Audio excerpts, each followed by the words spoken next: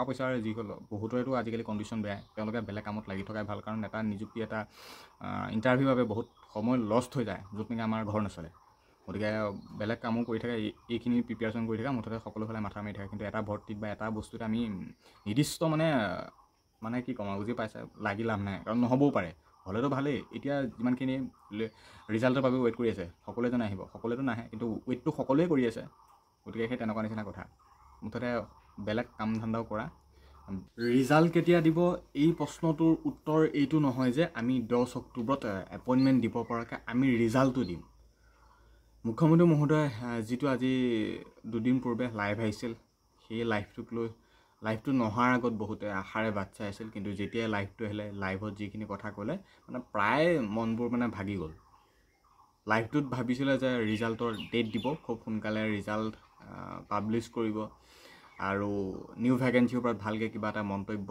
দিব গোটেইখিনি কথাই কৈছে ৰিজাল্টৰ কথাও কৈছে নিউ ভেকেঞ্চিৰ কথা কৈছে কিন্তু যিখিনি কথা ক'লে মানে দেৰি বহুত দেৰিকৈ হ'ব তেনেকুৱা নিচিনা বুজায় বহুতে সুধি আছিল তেওঁ যিটো লাইভ আহিছিল লাইভত সুধি আছে যে পুলিচৰ ৰিজাল্টটো কেতিয়া দিব পুলিচৰ ৰিজাল্ট কেতিয়া দিব লাগিব বা ৰিজাল্ট জল্দি লাগে ৰিজাল্টৰ ডেট লাগে মুঠতে এনেকুৱা ধৰণৰ কথা বহুখিনি কুৱেশ্যন কৰি আছে মুখ্যমন্ত্ৰী মহোদয় যি আজি দুদিন পূৰ্বে লাইভ আহিছিল আৰু সেই লাইভটোত যিমানখিনি কুৱেশ্যন কৰি আছিল আৰু এনেকুৱা কিছুমান দুই এটা কুৱেশ্যন মুখ্যমন্ত্ৰী মহোদয় লাইভতে মানে তেওঁ দেখিলে বা মন কৰিলে আৰু এজন কেণ্ডিডেটে সুধিছে বহুতে সুধিছে কিন্তু তাৰে এজন কেণ্ডিডেটৰ কুৱেশ্যনটো তেওঁ ল'লে লাইভত যে পুলিচৰ ৰিজাল্টটো কেতিয়া দিব আৰু কেণ্ডিডেটজনে সুধিছিল বা বহুতে সোধে সেই এটা কুৱেশ্যন কিন্তু মুখ্যমন্ত্ৰী মহোদয় পুলিচৰ ৰিজাল্ট কেতিয়া দিব মুখ্যমন্ত্ৰী মহোদয় সেই কুৱেশ্যনটোৰ এনচাৰ দিলে যে আমি 10 অক্টোবৰত এপইণ্টমেণ্ট দিব পৰাকৈ আমি ৰিজাল্ট দিম ৰিজাল্ট কেতিয়া দিব আৰু 10 অক্টোবৰত আমি এপইণ্টমেণ্ট দিব পৰাকৈ ৰিজাল্টটো দিম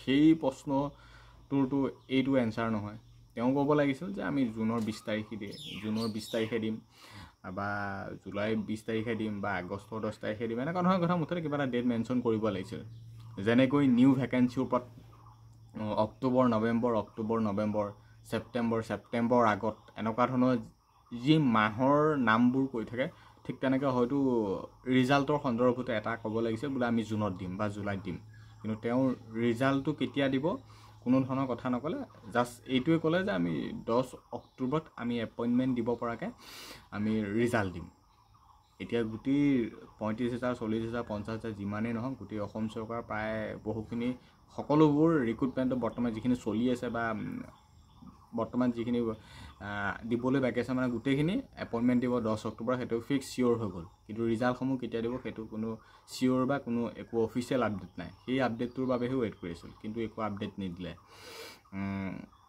কিন্তু এতিয়া ৰিজাল্টটো কেতিয়া দিব যি SLPRB যিখন নটিচ ওলাইছিল কামাণ্ডোক লৈ 164টা ভেকেঞ্চিৰ পৰা ডেট অফ বাৰ্থ বা হাইট চেষ্টৰ পৰা যাৰ নম্বৰ বেছি তেওঁক দিয়া হ'ব সেই নটিচখনৰ ওপৰত যদি আমি ভিত্তি কৰি যদি আমি ক'বলৈ যাওঁ ৰিজাল্টটো খুব সোনকালে দিব ৰিজাল্টটো খুব সোনকালে দিয়াৰ চান্স আছে কাৰণ এনেকুৱা ধৰণৰ নটিচসমূহ মেৰিট লিষ্ট অহাৰ আগতে যিহেতু পাব্লিছ কৰা আৰু হয় তেনেকুৱা কামেই কৰিছে মেৰিট অহাৰ আগতে কাম কৰিছে বা সমান নম্বৰ পালে বা যাৰ ডেট অফ বাৰ্থ হাইট বেছি তেওঁক চান্স দিয়া হ'ব গতিকে সেই নটিচখনলৈ আমি মন কৰিলে গম পোৱা যায় যে আমাৰ ৰিজাল্টসমূহ যে আহিব খুব সোনকালে কিন্তু এইটো নহয় যে ছেপ্টেম্বৰ পাবগৈ ৰিজাল্টটো বা আগষ্ট পাবগৈ হয়তো জুনৰ লাষ্ট উইক মানো পাই যাব পাৰে হয়তো জুলাই লাষ্ট উইক মানো পাই যাব পাৰে কিন্তু ৰিজাল্টে দিব পাৰে এটা মাহ ধৰি থোৱা এটা মাহৰ ভিতৰত SLPRB নিশ্চয় কিবা এটা নহয় কিবা এটা আপডেট অহাৰ সম্ভাৱনা আছে সেই নটিচখনৰ মৰ্মে কৈছোঁ গতিকে আপডেট যে আহিব আৰু সকলোবোৰ ৰিজাল্টে একেলগে দিব ইতিমধ্যে গ্ৰেড 4ৰ পুলিচৰ যি গ্ৰেড 4ৰ চাফাই কৰ্মচাৰী বা এনেকুৱা ধৰণৰ পোষ্টসমূহৰ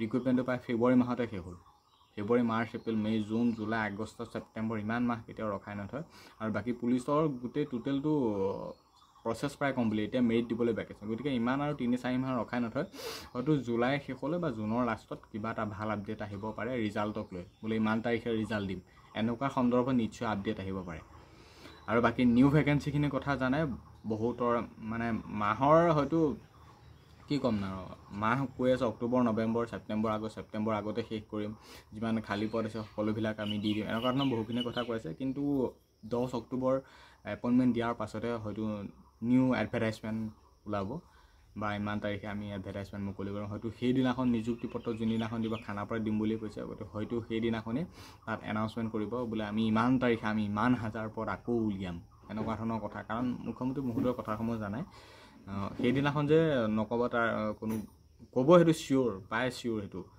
যোনদিনাখন 10 অক্টোবৰ খানাৰ পৰা যিমান হাজাৰ লাখ মানুহ জমা হ'ব, তাৰ আগত সেইটো এখন ডাঙৰ নিযুক্তি মেলা এখন হ'ব, সেইটো জানাই কিমান মানুহ ভিৰ হ'ব।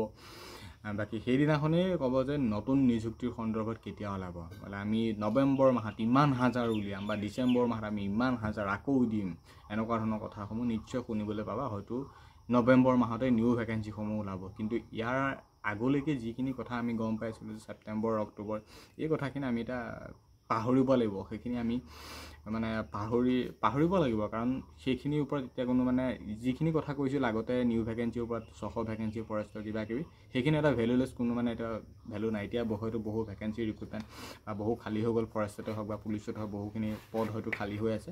হয়তো গোটেইখিনি দিলেতো ভালেই, আমি গোটেইখিনিতো দিয়া বিচাৰোঁ। কিন্তু কি ওপৰত ভিত্তি কৰি নিউ ভেকেঞ্চিসমূহ নৱেম্বৰ মাহত কিমানটা পদ দিব, কোনটো তাৰিখত দিব, সেইটো নাজানো। কিন্তু 10 অক্টোবৰত যে এটা ভাল আপডেট পাবা সেইটো চিয়'ৰ।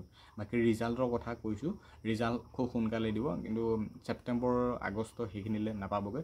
জুনৰ লাষ্ট, হয়তো জুলাই লাষ্ট চিয়'ৰ আপডেট দিব। কাৰণ যি SLPIB ন'টিচ দেখুৱাইছিল, সেই ন'টিচখনৰ মতে আমি এইটোৱে জানো যে খুব সোনকালে এটা আপডেট আহি আছে। কাৰণ প্ৰচেছ কমপ্লিট, ৰিজাল্টটো দি দিব পাৰে, তাৰপিছত 10 অক্টোবৰ ৰখাই থৈতো সেইটো কোনো ডাঙৰ কথা নহয়। ৰিজাল্টটো দিয়াৰ পিছত কাম চাই দিয়ক। কাৰণ এতিয়া সেই ৰিজাল্টক লৈ বহুতে আশাৰে বাট চাই আছে, ৰিজাল্টটো ভাল হ'ব, বেয়া হ'ব, ভাল হ'ব।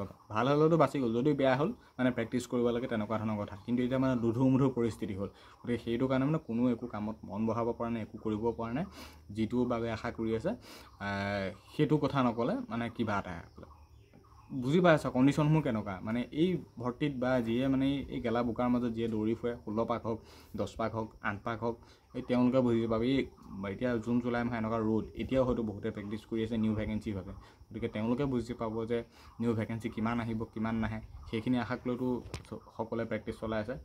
গতিকে আমি ভাবোঁ খুব সোনকালে ভেকেঞ্চিসমূহ পাব্লিছ কৰক, অফিচিয়েল ন'টিফিকেশ্যন দিয়ক, এটা ভাল ডেট দিয়ক, ইমানটো তাৰিখতে দিম আৰু ইমানটো তাৰিখতে আমি ৰিজাল্টসমূহ পাব্লিছ কৰিম। গতিকে এতিয়া বন্ধুসকল ৱেইট কৰাৰ বাহিৰে উপায় নাই। নতুন ৰিক্ৰুটমেণ্টৰ কাৰণে যদি ভাবিছা প্ৰস্তুতি কৰি থাকা, যদি বহুত দেৰি আছে বা যদি অৰ্থৰ প্ৰয়োজন, মানে টকা পইচাৰ যি হ'ল, বহুতৰেতো আজিকালি কণ্ডিশ্যন বেয়া, তেওঁলোকে বেলেগ কামত লাগি থকাই ভাল। কাৰণ এটা নিযুক্তি, এটা ইণ্টাৰভিউৰ বাবে বহুত সময় লষ্ট হৈ যায়, য'ত নেকি আমাৰ ঘৰ নচলে। গতিকে বেলেগ কামো কৰি থাকে, এইখিনি প্ৰিপেয়াৰেশ্যন কৰি থাকে, মুঠতে সকলোফালে মাথা মাৰি থাকে। কিন্তু এটা ভৰ্তিত বা এটা বস্তুতে আমি নিৰ্দিষ্ট মানে কি ক'ম আৰু, বুজি পাইছে, লাগি লাভ নাই। কাৰণ নহ'বও পাৰে, হ'লেতো ভালেই। এতিয়া যিমানখিনি ৰিজাল্টৰ বাবে ৱেইট কৰি আছে, সকলোৱে আহিব, সকলোৱেতো নাহে, কিন্তু ৱেইটটো সকলোৱে কৰি আছে। গতিকে সেই তেনেকুৱা নিচিনা কথা। মুঠতে বেলেগ কাম ধান্দাও কৰা, বেলেগ হ'লেও মাথা মাৰি থাকা, এই নিযুক্তিৰ প্ৰক্ৰিয়াৰ ফালেও ভালদৰে প্ৰিপেয়াৰেশ্যনসমূহ কৰি থাকা। বাকী ইমানেই, বিশেষ একো ক'ব নোৱাৰি।